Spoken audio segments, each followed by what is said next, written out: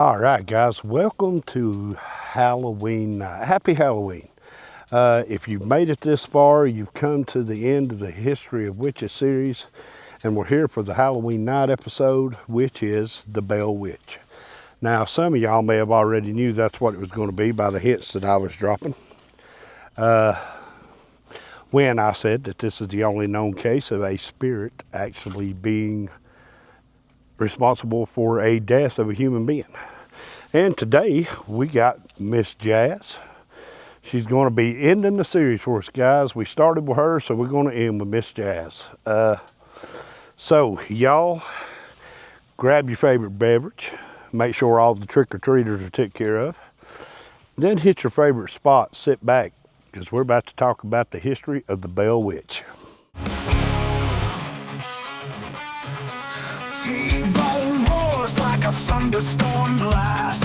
Engine growling as the trees rush past. Wheels on fire carve the mountain's face. The legend rides with a reckless grace. T-bone's shadow cuts the sky through the peaks where... All right, guys, as Miss Jazz takes that, we're going to do a little off-roading with T-Bone right here on Halloween night.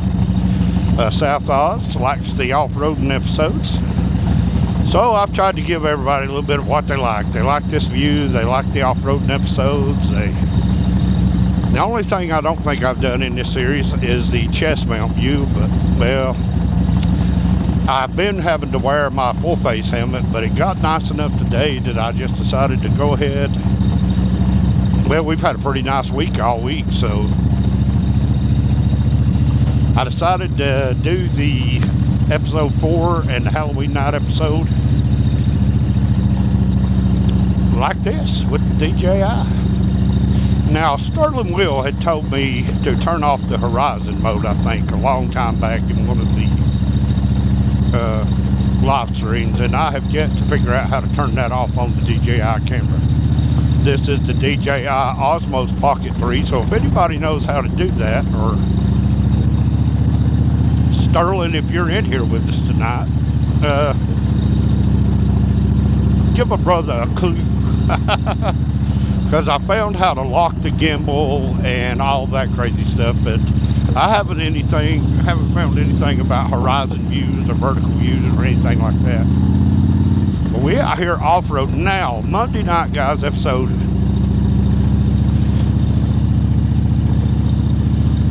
We talked about the Witchfinder General and what kind of person he was. Now, tonight's episode, of course, being about the Bell Witch, we're going to be talking about John Bell, because John Bell seems to be the one member of the family, while other members of the family had trouble with the Bell Witch, or was affected or attacked, if you will, by the Bell Witch. John Bell seems to be the one who was really taking the brunt of the punishment from the Bell Witch. So John Bell in 1804 would leave North Carolina. Now, let me go ahead and make a disclaimer right here, guys. The Bell Witch story is so popular, and it's such a famous story. This story has been chopped, flipped, flopped, cut, told, retold, overtold, undertold, to the point to where you can find so much information on this story, because this story, it was so famous that it got a movie made about it several years ago called An American Haunting, that had what's his name?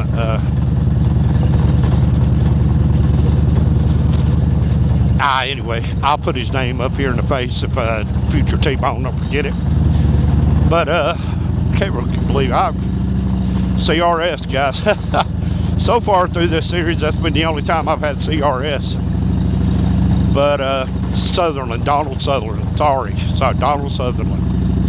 But anyway, that movie told Hollywood's version of the story. So if you had never heard of the Bell Witch story and then you watch that movie, then you would come up with your own determination, which was what Hollywood was trying to do with the movie. So,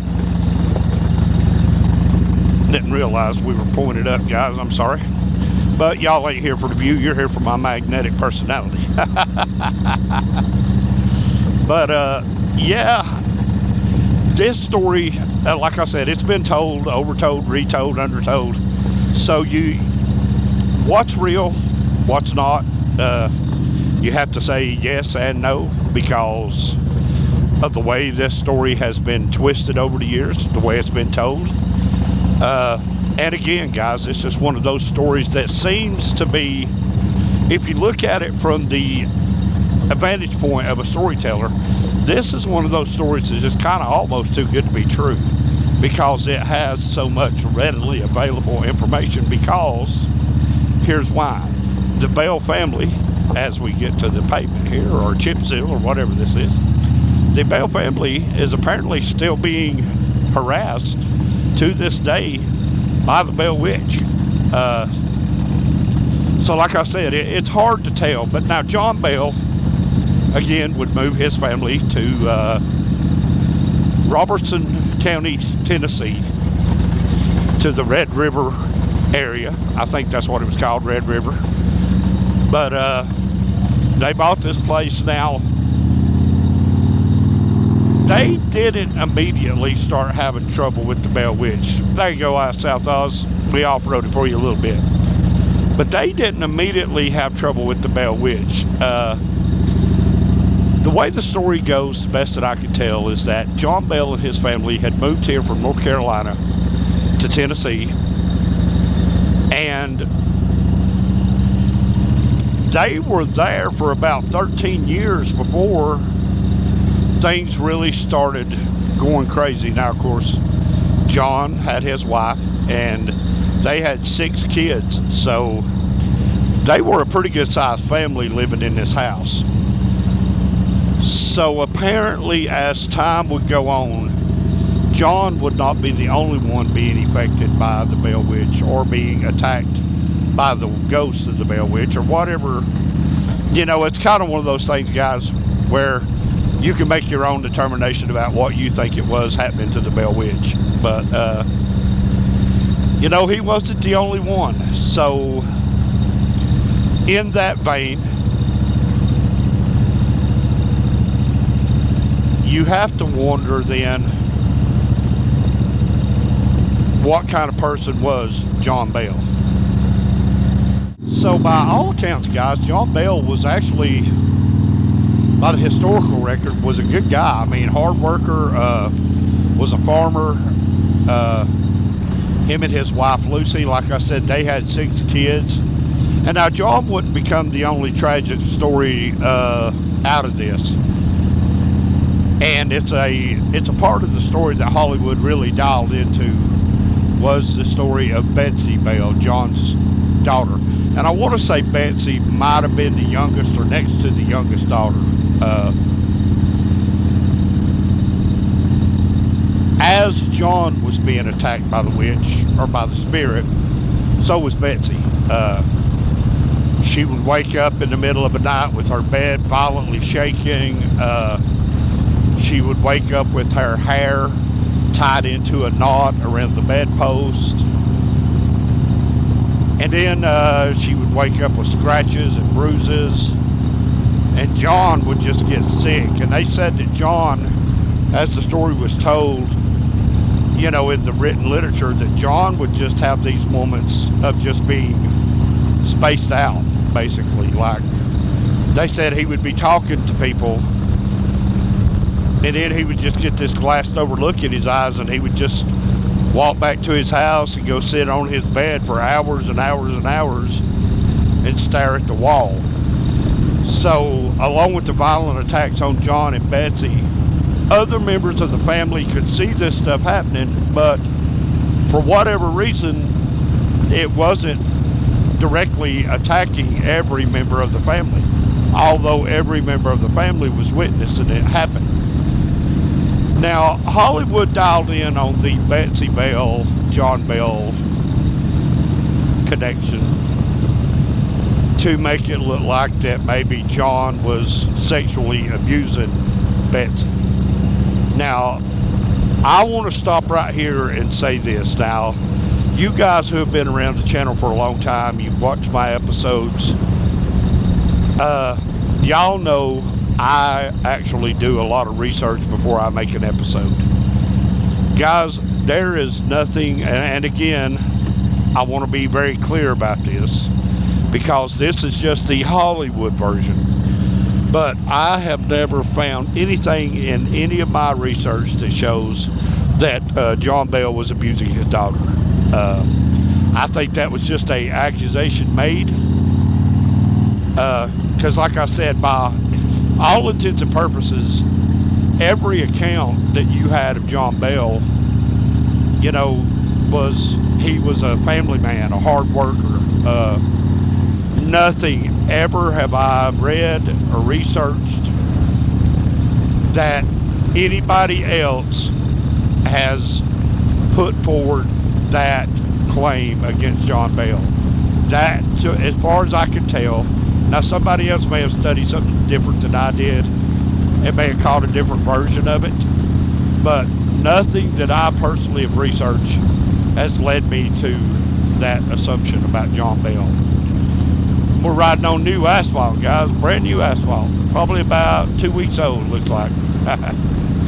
But so then you have to wonder what has happened that has caused this seemingly good people, a father and a young daughter, being witnessed by other members of the family. What has essentially happened to cause this to happen to these people? Well, there's a cave on the property called the Bell Cave. It's actually on the property. And I'm of the mind and in agreement with the group that believes that, you know, did they get into the cave? Did they disturb something that wasn't supposed to be disturbed? You know, maybe there was a grave inside the cave. Maybe the kids were messing with. You know, who knows exactly, but to get a vengeful spirit, and at the essence of this story,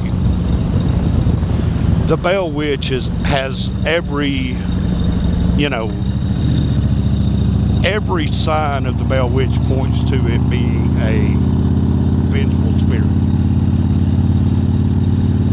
So, in our knowledge of spirits, vengeful spirits, spirits of any kind really, you realize pretty quick in the research that if you're dealing with a vengeful spirit, then something, you know, whether it be happened in the cave or whether it was something that happened somewhere else on the property, or whether it was just in general the house,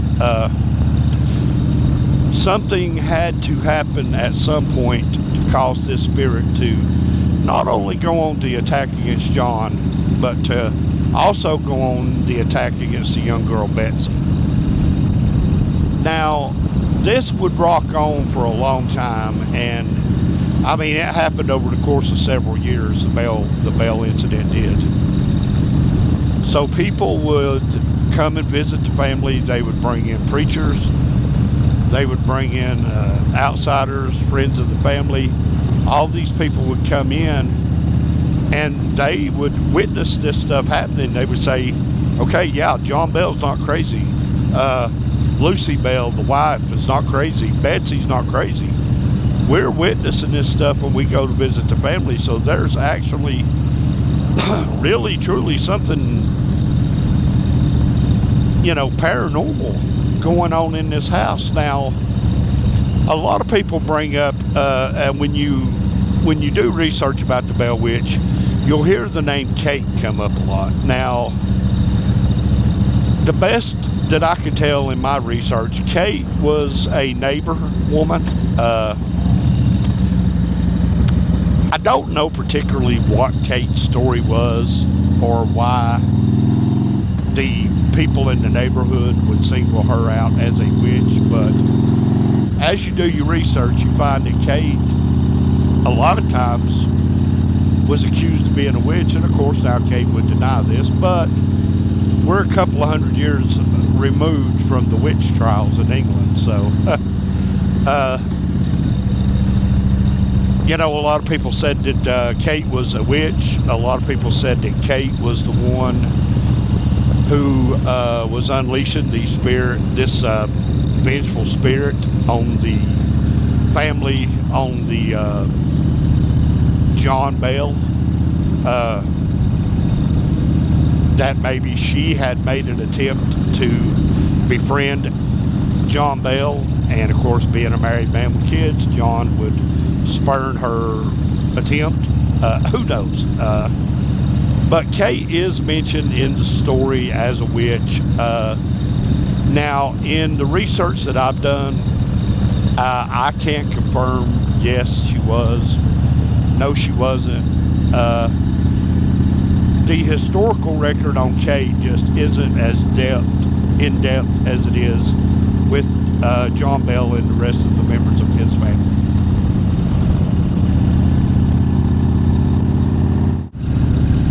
So guys, in 1828, this thing would come to a crescendo for John Bell. By the time that we get to the end of John Bell's life, we find that he was pretty well much bedridden. You know, he had been fighting this thing for several years, a losing battle. Some of his kids had already just moved completely away from the property, is what my research shows. So 1828, John Bell would die. Now, the way the record shows is that the people who would visit John Bell told him that, you know, he knew it was coming. Now, here's where it gets kind of trippy, because John Bell would have an episode while the family was around him, some of the friends were visiting, and they would go get the doctor. The doctor would come to John's house. Now, this is again just the way that I've seen it, guys. They went to the medicine cabinet, but all of John's medicine was gone. The only thing was there was a vial that had some kind of gray liquid in it. Now, here's the part where we get into what you believe. Now, Hollywood advanced the theory that Kate, John's young daughter, had poisoned him and killed him. Other people have advanced the theory that Lucy, John's wife, killed him because of what he was doing. Again, none of my research shows any of that. But then it's also said that John just took the poison trying to end his misery himself. Now, to make an educated guess about this case particularly, it's very hard to do, because like I said a few minutes ago, this story has been told, retold, uptold, it's been flipped, flopped. Who knows what the exact truth of this case is? But in the research, and again, I'm getting to the point, when John Bell died, everyone who was there witnessed the exact same thing. And it got taken down by a doctor, by friends, by family, that when John Bell died, this spirit spoke and said, "I killed John Bell. He is dead." And somebody asked the spirit why, and now according to the record, this is what everyone who was there heard the exact same thing, was the spirit told all the people there that John just needed killing. So you kind of have to take out of that what you want to take out of it. But that's the way it was reported, and until this day, guys, the official record of John Bell's death, John Bell is the only human being known to have been killed by a ghost, by a spirit. Now, for it to be a little over 200 years later, and for no one to come through and refute any of that, you have to look at the dynamics. The dynamics was John was in a bad situation.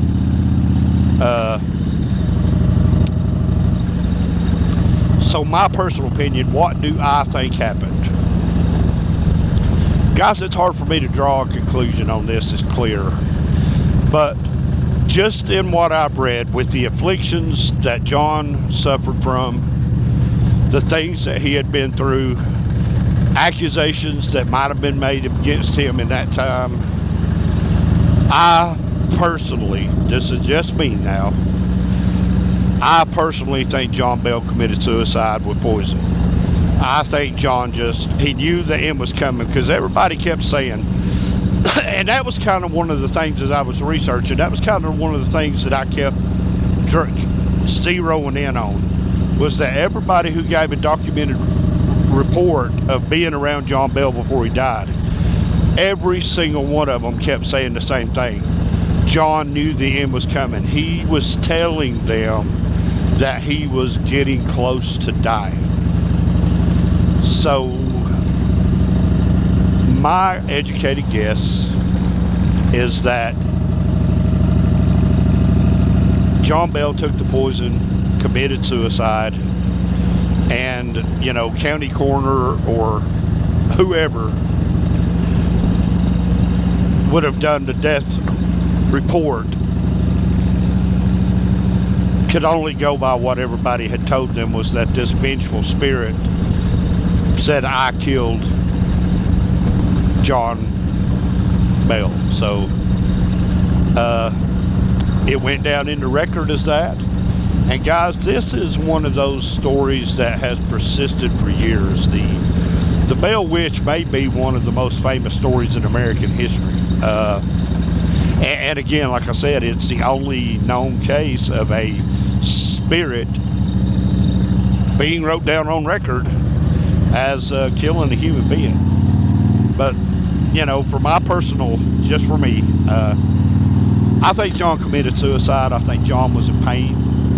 I think John had a lot of afflictions going on. Always through the research, I would key in on, they would say John was a hard worker. Now, you know, work for a farmer in the 1800s was a lot different than what work today is for you and me. And there wasn't a ready supply of doctors that knew how to take care of all your afflictions. And as you got on up in age, you know, you would have debilitating arthritis. You would have maybe broken bones that you didn't have a doctor that could come through behind after the injury and set the bones properly so you could heal properly. So I would say John Bell was in a lot of pain. Maybe his mind was starting to go a little bit. Me personally, I think that John Bell took the poison, and I think John Bell committed suicide. That's kind of what the research that I've done points to for me, just in my conclusion. To me, yes, a spirit could have killed him. Yes, absolutely. A benevolent spirit could have dosed his food, dosed his drink with the poison. I've never heard of a vengeful spirit doing that. They can hurt you, but, you know, the Bible tells you that they can't take your life. Only God has the power over life and death. So, being the devil's advocate, guys, I just have to say I think John Bell committed suicide. Now, that can't be proven in a case that's now over 200 years old. But, when you look at the time that John Bell lived in, it makes sense that maybe arsenic was certainly around. Maybe it wasn't in the arsenic form that we know it as. Back then, people used to get it to put into their barns to kill rats with. So maybe John mixed him up a vial of it. Maybe he started making his plans to leave this world. And in making his plans to leave this world, John committed suicide. Again, you know, I can't prove that. But, you know, and you guys that have been around this channel with me long enough, y'all know, like I said earlier in the episode, I do a lot of research about things. And I play devil's advocate. I don't just take things at face value. Now, as we went through this series of History of Witches, all the way from starting with King James, all the way to Queen Anne trying to get to Scotland and being plagued by bad weather and having to turn back to Denmark, to King James going to Denmark to get her. All we can do is just take what we see in the historical reference. Now, do I believe in witches? I don't believe in the Hollywood version of witches, obviously. But I do believe there are healers out there, as I've said many times throughout these episodes. I do believe they're healers. So when you take that time frame from 1589, and you run it all the way up to 1820, the 1820s when John Bell died, witches were getting a pretty bad rap, guys. God forbid you knew how to heal somebody, or God forbid you knew how to mix up a root, because again, as we've talked about over this series, that was grounds for you being tried, found guilty, and executed of being a witch. But there it is, guys. The Bell Witch Halloween night episode is in the bag. So what's going on in the future, T-Bone? No clue. I do want to try to stay in this vein a little bit longer. As y'all who were here last year when I started the Cryptids of North America series knows that I kept on doing cryptid episodes, and we still do cryptid stuff, time to time. But there's a lot of interesting stories like this, guys, in history. Not just the Bell Witch, but there's others that are, to me, just as interesting. And of course, we haven't even talked about the Salem witch trials yet. And that's by design. I chose to omit the Salem witch trials from this series because that might be something that deserves its own series, if you know what I mean. But there it is, guys, a history of witches. Way back in July when I started all this stuff with getting research done, finding out which stories that I wanted to talk about. I put a lot of work into this series. I put a lot of work into the Cryptid series too. But a lot of traveling in this series, setting up, tearing down, setting up for 30-second shots. I put a lot of work into this series. So I hope y'all enjoyed it. And I have enjoyed shooting this series because I've enjoyed doing the research on it. Again, Halloween, witches, it's just all this stuff that comes together, as we talked about in Monday's episode when I was in Ducktown. And that day I was in Ducktown, I kind of rode through the old town where I trick-or-treated and where I had a lot of good memories with a lot of good friends from Ducktown. It's just a fascinating time of the year for me, a time that I love. I hate winter time, and I know that now that we're here on Halloween night, I know winter ain't far away. But we'll hopefully survive it like we always do. But as far as what the future holds, who knows, guys? I'll just keep shooting episodes, and hopefully we'll keep growing.